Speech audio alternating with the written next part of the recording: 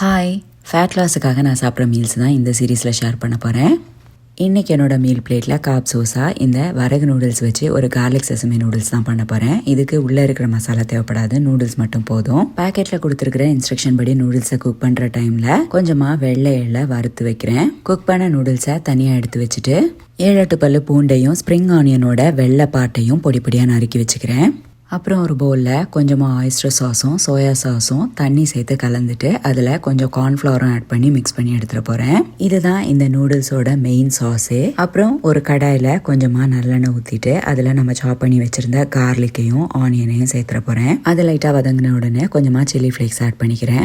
இப்போது ரெடி பண்ணி வச்சுருந்த சாஸை ஊற்றிட்டு அது கொஞ்சமாக கொதிச்ச உடனே குக் பண்ணி வச்சுருந்த நூடுல்ஸ் ஆட் பண்ணி நல்லா மிக்ஸ் பண்ணிக்கலாம். சாஸ் கம்ப்ளீட்டாக நூடுல்ஸில் மிக்ஸ் ஆனதுக்கப்புறமா கொஞ்சமாக ஸ்ப்ரிங் ஆனியன்ஸும் நம்ம வறுத்து வச்சிருந்த எள்ளும் ஆட் பண்ணிடலாம். இன்னையோட ஃபைபர் சோஸுக்கு ப்ராக்கலியில் கொஞ்சம் உப்பும் பார்மசான் சீஸும் ஆட் பண்ணி ஏர் ஃப்ரை பண்ணி எடுத்திருக்கேன். ப்ரோட்டீன் சோஸுக்கு இந்த சில்லி ஆயிலில் 2 எக்கை ஃப்ரை பண்ணி எடுக்க போகிறேன்.